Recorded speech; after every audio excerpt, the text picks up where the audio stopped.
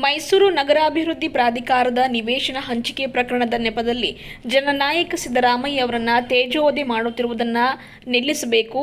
ಮಾನ್ಯ ಮುಖ್ಯಮಂತ್ರಿ ಸಿದ್ದರಾಮಯ್ಯನವರ ವಿರುದ್ಧ ಬಿಜೆಪಿ ಹಾಗೂ ಜೆಡಿಎಸ್ ಪಕ್ಷದವರು ಮಾಡುತ್ತಿರುವ ಷಡ್ಯಂತ್ರ ವಿರೋಧಿಸಿ ಬೀದರ್ ನಗರದಲ್ಲಿ ಗೊಂಡಪರ ಸಂಘಟನೆ, ಗೊಂಡಪರ ಸಮುದಾಯದ ಮುಖಂಡರು, ಸಂವಿಧಾನ ಸಂರಕ್ಷಣಾ ಸಮಿತಿ, ಶೋಷಿತ ಸಮುದಾಯಗಳ ಒಕ್ಕೂಟ ಬೀದರ್ ವತಿಯಿಂದ ಜಂಟಿಯಾಗಿ ಬೃಹತ್ ಪ್ರತಿಭಟನೆಯನ್ನು ಹಮ್ಮಿಕೊಳ್ಳಲಾಯಿತು. ಬೀದರ್ ನಗರದ ಬೊಮ್ಮಗೊಂಡೇಶ್ವರ ವೃತ್ತದಿಂದ ಆರಂಭವಾದ ಇವರ ಪ್ರತಿಭಟನೆ ಬಸವೇಶ್ವರ ವೃತ್ತ ಮಾರ್ಗವಾಗಿ ಅಂಬೇಡ್ಕರ್ ವೃತ್ತ ತಲುಪಿತು. ಬಳಿಕ ಅಂಬೇಡ್ಕರ್ ವೃತ್ತದ ಬಳಿ ಪ್ರತಿಭಟನಾಕಾರರು ಕೆಲ ಹೊತ್ತು ಮಾನವ ಸರಪಳಿ ರಚಿಸಿ ರಾಸ್ತಾ ರೋಕೋ ಮಾಡಿದರು. ಪ್ರತಿಭಟನೆಯ ನೇತೃತ್ವ ವಹಿಸಿರುವ ಅಮೃತರಾವ್ ಚಿಮ್ಕೋಡಿ ಅವರು ಡೊಳ್ಳು ಬಾರಿಸುತ್ತಾ ಬಿಜೆಪಿಗರ ವಿರುದ್ಧ ಧಿಕ್ಕಾರ ಕೂಗಿದರು. ಬಳಿಕ ಅಂಬೇಡ್ಕರ್ ವೃತ್ತದಿಂದ ಜಿಲ್ಲಾಧಿಕಾರಿ ಕಚೇರಿಯವರೆಗೆ ಈ ಪ್ರತಿಭಟನೆ ತಲುಪಿತು. ಜಿಲ್ಲಾಧಿಕಾರಿಗಳ ಮೂಲಕ ಪ್ರತಿಭಟನಾಕಾರರು ರಾಜ್ಯಪಾಲರಿಗೆ ಬರೆದ ಮನವಿ ಪತ್ರವನ್ನು ಸಲ್ಲಿಸಿದರು. ರಾಜ್ಯದಲ್ಲಿ ಕೋಮುವಾದಿಗಳು ಮತ್ತು ಜಾತಿವಾದಿ ಪಟ್ಟಭದ್ರ ಹಿತಾಸಕ್ತಿಗಳು ಅಧಿಕಾರದ ಕುರ್ಚಿ ಆಸೆಗಾಗಿ ಜನಪರ ಇರುವ ರಾಜ್ಯ ಸರ್ಕಾರವನ್ನು ಅಸ್ಥಿರಗೊಳಿಸಲು ಯತ್ನಿಸುತ್ತಿವೆ. ಮುಖ್ಯಮಂತ್ರಿ ಸಿದ್ದರಾಮಯ್ಯ ಅವರ ವಿರುದ್ಧ ಬಿಜೆಪಿ ಮತ್ತು ಜೆಡಿಎಸ್ ನಾಯಕರು ದೊಡ್ಡ ಮಟ್ಟದ ಷಡ್ಯಂತ್ರ ರೂಪಿಸಿದ್ದಾರೆ.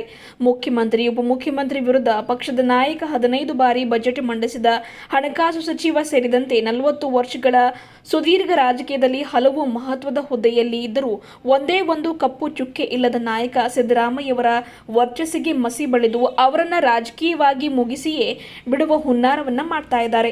ಬಿಜೆಪಿ ಮತ್ತು ಜೆಡಿಎಸ್ ರಾಜ್ಯ ನಾಯಕರು ಕುತಂತ್ರಕ್ಕೆ ಬಿಜೆಪಿಯ ರಾಷ್ಟ್ರೀಯ ನಾಯಕರ ಕುಮ್ಮಕ್ಕು ನೀಡುತ್ತಿದ್ದಾರೆ.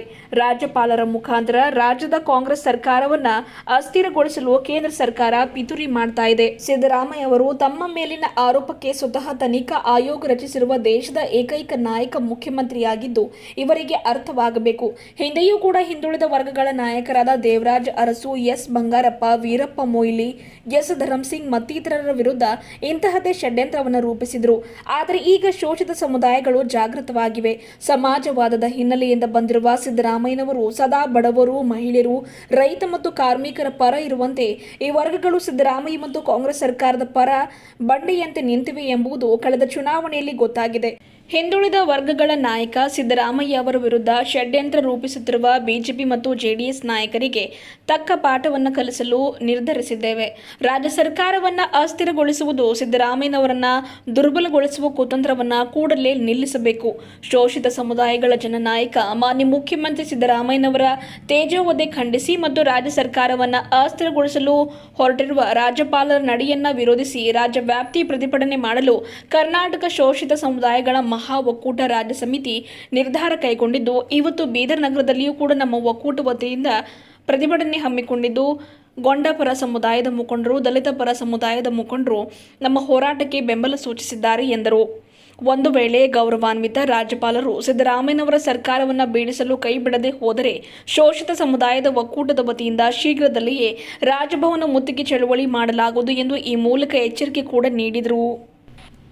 ಪ್ರತಿಭಟನೆಯ ಸಂದರ್ಭದಲ್ಲಿ ಅಬ್ದುಲ್ ಮನ್ನಾನ್ ಸೇಠ್, ಬಸವರಾಜ ಮಾಳ್ಗೆ, ಬಾಬುರಾವ್ ಪಾಸ್ವಾನ್, ರಮೇಶ್ ಡಾಕುಳ್ಗಿ, ವಿಠಲ್ ದಸ್ ಪ್ಯಾಗೆ, ಶ್ರೀಪತರಾವ್ ದಿನೇ, ಗೋವರ್ಧನ್ ರಾಠೋಡ್, ಜಾನ್ ವೆಸ್ಲಿ, ಅಶೋಕ್ ಕುಮಾರ್ ಮಾಳ್ಗೆ, ಸುಧಾಕರ್ ಕೊಳ್ಳೂರ್, ತಾನಾಜಿ ನೀಲ್ಕಟ್ಟಿ, ಶಿವಕುಮಾರ್ ನೀಲ್ಕಟ್ಟಿ, ಪ್ರದೀಪ್ ನಾಟೇಕರ್, ಸಂದೀಪ್ ಕಾಂಟೆ, ತುಕಾರಾಮ್ ಚಿಮ್ಕೋಡೆ, ಲೋಕೇಶ್ ಮಿರ್ಜಾಪುರ್, ಚಂದ್ರಕಾಂತ್ ನಿರಾಟೆ, ನರಸಪ್ಪ ಜಾನಕನೋರ್, ಬಾಬುರಾವ್ ಹೊನ್ನ ಸೇರಿದಂತೆ ಇನ್ನಿತರರು ಇದ್ದರು.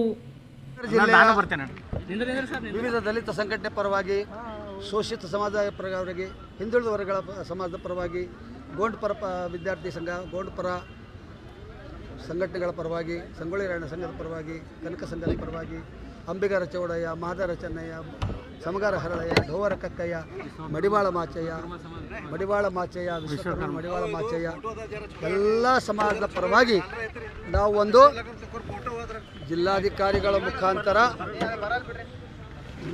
ಅವರ ಮುಖಾಂತರ ರಾಷ್ಟ್ರಪತಿ ಕಳಿಸ್ತಕ್ಕಂಥ ಕಾರ್ಯಕ್ರಮವನ್ನು ನಾವು ಪ್ರತಿಭಟನೆ ಮುಖಾಂತರ ಜಿಲ್ಲಾಧಿಕಾರಿಗಳ ಮುಖಾಂತರ ಮನವಿ ಪತ್ರ ಸಲ್ಲಿಸ್ತಕ್ಕಂಥ ಕಾರ್ಯಕ್ರಮ. ಏನಪ್ಪ ಕಾರ್ಯಕ್ರಮ?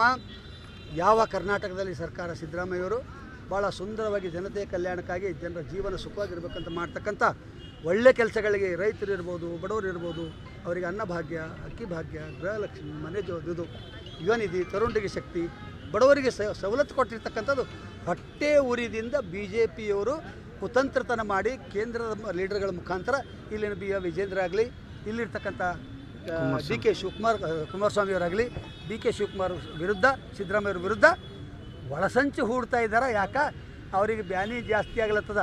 ಪೈಲೆ ಕೆಲಸ ಮಾಡಿಲ್ಲ, 18ರ ಕೆಲಸ ಮಾಡಿಲ್ಲ, ಕಿತ್ತು ಬಿಟ್ಟಾಕ್ಯಾರ ಕರ್ನಾಟಕದಲ್ಲಿ. ಮುಂದೆ ನಮ್ಮ ಅಸ್ತಿತ್ವ ಇರಲ್ದ ಅನ್ನೋದಕ್ಕೆ ಏನಾದರೂ ಮಾಡಿ ಸಿದ್ದರಾಮಯ್ಯವ್ರಿಗೆ ಬದನಾಮ್ ಮಾಡಿ ಈ ಮೈನಾರಿಟಿದವರಿಗೆ, ದಲಿತರಿಗೆ, ಶೋಷಿತರಿಗೆ ಸರ್ವನಾಶ ಮಾಡಬೇಕಂತ ಹೊರಟ ಇದ್ದಾರಲ್ಲ, ಇದರ ವಿರುದ್ಧ ನಾವು ಈ ಕೂಡಲೇ ರಾಜ್ಯಪಾಲರು ನೀವು ಕೈಗೊಂಬೆ ಆಗಬೇಡ್ರಿ, ಸಂವಿಧಾನದ ಪ್ರಕಾರ ಮೊದಲನೇ ಪ್ರಜೆ ಕರ್ನಾಟಕದಾಗಿರಿ, ನ್ಯಾಯಯುತವಾಗಿ ಸಿದ್ದರಾಮಯ್ಯರು ಉತ್ತರ ಕೊಟ್ಟಿದ್ದಾರೆ, ನಿಮಗೆ ಕ್ಯಾಬಿನೆಟ್ನಿಂದ ಆಗಿರ್ತಕ್ಕಂಥ ನಿರ್ಣಯ ನಿಮಗೆ ಬಂದು ಕೊಟ್ಟಿದ್ದಾರೆ. ಅದಕ್ಕಾಗಿ ನೀವು ಈ ಕೂಡಲೇ ಸಿದ್ದರಾಮಯ್ಯರ ವಿರುದ್ಧ ಹಾಕಿರ್ತಕ್ಕಂಥ ಕೇಸನ್ನು ವಾಪಸ್ ಪಡಿಬೇಕು. ಇಲ್ಲದೇ ಇದ್ದರೆ ಮುಂದಿನ ಆಗುಹೋಗಳಿಗೆ ಈ BJPಯ ನಾಲಾಯಕ ಮುಖಂಡರು, ಈ JDSನ ನಾಲಾಯಕ ಮುಖಂಡರುಗಳು ಕಾರಣ, ಕೇಂದ್ರದ BJP ಸರ್ಕಾರ ಕಾರಣ ಆಗ್ತದೆ. ಏನೆಲ್ಲ ಆಗ್ತದೆ ಆ ಘಟನೆಗೆ ಅವರೇ ಕಾರಣ ಆಗ್ತಾರೆ ಅನ್ನೋದಕ್ಕೆ ಈ ಟೋಟಲ್ ಆಗಿದ್ದು ಈ ಮನವಿ ಮುಖಾಂತರ ಆ ಕೇಸನ್ನು ವಾಪಸ್ ತಗೊಳ್ಬೇಕಂತ ಮನವಿ ಮಾಡ್ತಾ ಇರೋದು ಒಂದು. ಎರಡನೇದು ಅದೇ ಕುಟಿಲ ನೀತಿ. ಅವ್ರ ಗಂಗಾಳದಾಗ ಬಿದ್ದಿಂದೇ ಕತ್ತಿ ಬಿದ್ದದ, ಇಲ್ಲಿ ನೊಣ ಹುಡುಕ್ಲಕ್ಕೆ ಬಂದದ. ಮೂಡಾದ ಬಗ್ಗೆದಾಗ ಪಾದಯಾತ್ರೆ ಮಾಡ್ಲತ್ತಾರೆ. ಮೂಡ ಗೊತ್ತಿರ್ತಕ್ಕಂಥ ಎಲ್ಲರೂ ಹೇಳಿದ್ದಾರೆ.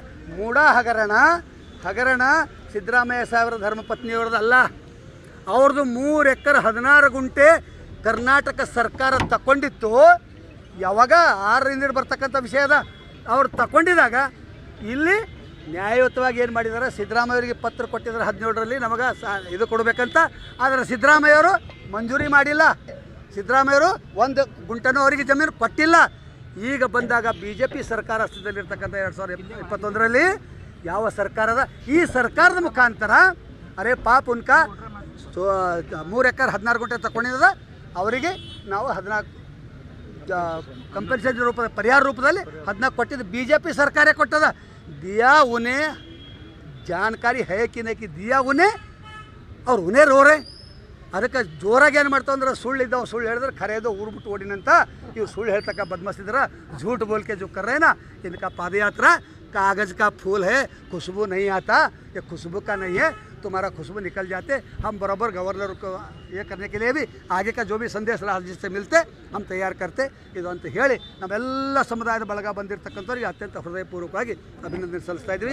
ಮಾಧ್ಯಮದ ಬಳಗದ ಸಮಸ್ತ ನಮಸ್ತೆ ಹೇಳ್ತಾ ಇದ್ವಿ ಎಲ್ಲರಿಗೂ. ಶೋಷಿತ ಸಮುದಾಯಗಳ ಮಹಾ ಒಕ್ಕೂಟ ವತಿಯಿಂದ ಮಾನ್ಯ ಜಿಲ್ಲಾಧಿಕಾರಿಗಳಿಗೆ ಮನವಿ ಸಲ್ಲಿಸಲಾಗಿದೆ. ಇವತ್ತು ಇಡೀ ಕರ್ನಾಟಕದ ಎಲ್ಲ ಜಿಲ್ಲೆಗಳಲ್ಲಿ ಇದೊಂದು ಸಾಂಕೇತಿಕ ಪ್ರತಿಭಟನೆ ಮುಖಾಂತರ ನಾವು ಈಗಾಗಲೇ ಮನವಿ ಸಲ್ಲಿಸಿದ್ದೇವೆ. ಈಗಾಗಲೇ ನಮ್ಮ ಮುಖಂಡರುಗಳು ಎಲ್ಲ ನಿಮಗೆ ಸವಿಸ್ತಾರವಾಗಿ ಏನು ಮೈಸೂರಿನ ಮೂಡಾ ಪ್ರಕರಣದ ಕುರಿತು ತಿಳಿಸಿದ್ದಾರೆ. ನಿಮ್ಗೆ ಗೊತ್ತಿರಬೇಕು, ನಿಮ್ಮ ಮಾಧ್ಯಮದ ಮುಖಾಂತರ ನಾನು ಸ್ಪಷ್ಟಪಡಿಸ್ತೇನೆ. ಈಗಾಗಲೇ ಕೇಂದ್ರ ಸರ್ಕಾರ ಏನು BJP ಸರ್ಕಾರ ಮತ್ತು ರಾಜ್ಯದಲ್ಲಿ ಇರತಕ್ಕಂಥ JDS ಏನು ಪ್ರಾದೇಶಿಕ ಪಕ್ಷ ಅಲ್ಲ, 4 ಜಿಲ್ಲೆಗಳ ಪಕ್ಷ, ಇವತ್ತು ಅವ್ರು ಏನು ಹುನ್ನಾರ ಮಾಡಿದ್ದಾರೆ ಅಂದರೆ ಸಂವಿಧಾನವನ್ನು ನಡೆಸ್ತಕ್ಕಂತಹ ಮೊನ್ನೆ ಸನ್ಮಾನ್ಯ ಶ್ರೀ ಸಿದ್ದರಾಮಯ್ಯ ಅವರ ತಜೆವಧೆ ಮಾಡಬೇಕು ಮತ್ತು ಅವರಿಂದ ಮುಖ್ಯಮಂತ್ರಿ ಕುರ್ಚಿಯಿಂದ ಇಳಿಸಬೇಕಂತ ಹೇಳಿ ಹಗಲು ಕನಸು ಕಂಡು ಅವರಿಗೆ ಇಲ್ಲ ಸಲ್ಲದ ನೆಪ ಒಡ್ಡು ಆ ಕುರ್ಚಿ ಮೇಲೆ ಇಳಿಸಬೇಕಂತ ಹೇಳಿ ನೀವು ಕೇಳಿದಿರಲಿಲ್ಲ. ಈಗಾಗಲೇ ಪಾದಯಾತ್ರೆ ಅಲ್ಲ, ಅದು ಪಾಪದ ಯಾತ್ರೆ ಮಾಡ್ತಾ ಇದ್ದಾರೆ. ಪಾಪದ ಯಾತ್ರೆ ಯಾಕೆ ಮಾಡ್ತಾ ಇದ್ದಾರೆ ಅಂದರೆ ಇವತ್ತು ರಾಷ್ಟ್ರದಲ್ಲಿ ರಾಜ್ಯದಲ್ಲಿ ಪ್ರವಾಹ ಬಂದು ಸಾವಿರಾರು ಜನರು ದಿಕ್ಕೋಪಾಲಾಗಿ ಹುಡ್ತಾ ಇದ್ದಾರೆ.